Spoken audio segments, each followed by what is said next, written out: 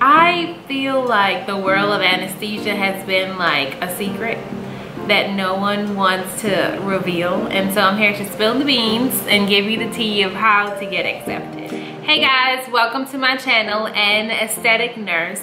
Today's video is going to be my top 5 tips of how to get into CRNA school. Step number 1 would be obtain a BSN at an accredited nursing school.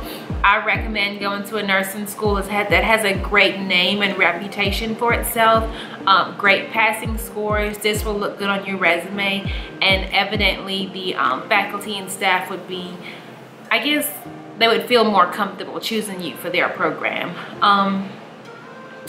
Another thing I want to touch on about nursing school, when I was in school, a lot of my colleagues were like, hey, I just want to pass. I just want to make a C. I just want to graduate, pass my NCLEX, and I just want to be a nurse. Listen to me. If you want to go to CRNA school, C's get degrees, but they won't get you into CRNA school, I'm sorry. So go ahead, work your butt off. Join all the organizations that you can, get inducted to every honor society that you can, and build as many relationships as you can. These stuff will look so good on your resume, and it will help you to stand out from the other applicants.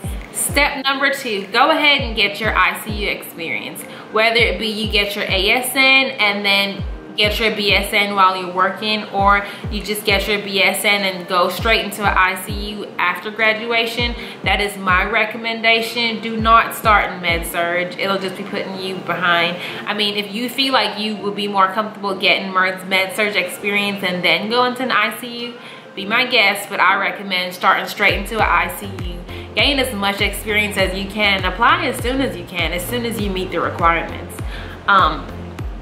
I had a total of 2 years ER experience and 1 year cardiac ICU. Well, technically not 1 year, 10 months. And I was able to get accepted. So if I can do it, you can do it.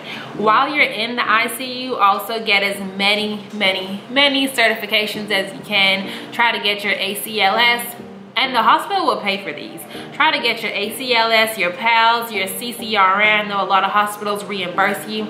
I did not have my CCRN. I had my TNCC, which is a Trauma Nursing Corps certification that I obtained in the emergency room. I kind of feel like it set me apart from other applicants, but from my research, most schools prefer for you to have a CCRN. It makes you a more competitive applicant. Step number 3. The worst step ever in life. Go ahead and start studying and practicing for that GRE. It was the worst test ever in my life. I was nervous the entire time. I made the minimum scores. Like it was the worst. And a lot of the information that they ask you is stuff that you learn in middle school. So as soon as you get out of nursing school, go ahead and start studying for that GRE. Some schools do not recommend it, but go ahead and take it. If you're gonna apply to more than one schools, chances are one of the schools are gonna require the GRE. So go ahead and apply. A lot of schools do have a minimum score. I know one of the schools I applied to did, the other one didn't. So go ahead and start studying and start practicing. Step number 4, build relationships. And I think I touched on this with step number 1, but build relationships with your teachers. 2 of my teachers that had a doctorate degree ended up writing me letter of recommendations. Build relationships with the CRNAs and anesthesiologists that you come into contact with every day on your ICU. You're gonna need them for letters of recommendation. I had an anesthesiologist and a CRNA write me a reference. So build relationships with these medical professionals. Be friendly, be personable, be helpful, just ask questions. Just try to be the best person you can be, the best co-worker that you can be. That way when they when it's time for you to ask them for a letter of recommendation, they will willingly do it, and they actually know who you are, your personality traits, and it'll just lead for a better experience overall. Just be nice. Please be nice. You never know who you may need. Be nice. Last but not least, step number 5, do your research. I would hate for you to apply to CRNA school, get accepted, and you find out later on that this is not what you want to do. That's like the worst personal. That is the worst possible scenario. And CRNAs do make a lot of money, but nurses make a comfortable amount of money. And I don't know if you know, but I don't feel like we get paid enough for some of the stuff that we deal with. And if I didn't obtain self-gratification from taking care of my patients every day, my paycheck would not be sufficient. So just make sure that it's something that you want to do.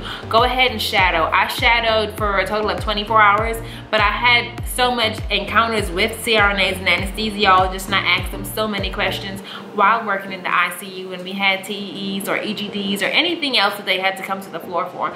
I actually ran one down and messaged them on Facebook in order to shadow them. So, and my CRNA journey is a story, like that's a video for itself because it was a struggle, okay? But just go ahead and shadow, make sure this is what you want to do. When I was 16, I researched and I knew it was what I wanted to do. When I was in the emergency room, like almost every other day I would print the program criteria and application criteria, and I would look over it and highlight stuff, and I'm like, can I do this? Like, can I do it? Will I have the money? Do I meet the qualifications? Do I have the personality? So just go ahead and do your research and make sure it is something that you want to do, because I hate for you to just get this far in the process and it's not something that you want to do. And good luck to you guys who are thinking about applying. And if you're not even in nursing school yet, you can do it. Start putting in the work now because it will pay off later. Peace. If I can do it, you can do it. See y'all in the next video.